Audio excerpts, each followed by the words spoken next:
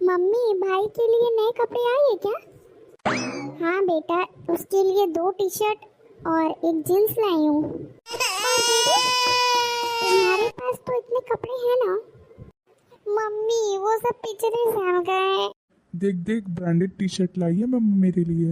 ज्यादा ना हीरो मत बन, पैसे तेरे थोड़ी लगे हैं। टैलेंट पे इन्वेस्टमेंट हुआ है बेटा। अच्छा, तो मेरा क्या है? मैं घर की अनपेड एम्प्लॉय हूँ। अरे तुम्हारे लिए भी मैं बाद में ले आऊंगी। ये बाद में कब आता है? कैलेंडर में तो दिख ही नहीं रहा है। तब तक मेरी पुरानी टी शर्ट पहन लेना। हाँ, तुम मेरा हेयर बैंड पहन ले। मम्मी देखो ना। दोनों चुप। अगले महीने दोनों को कपड़े मिलेंगे।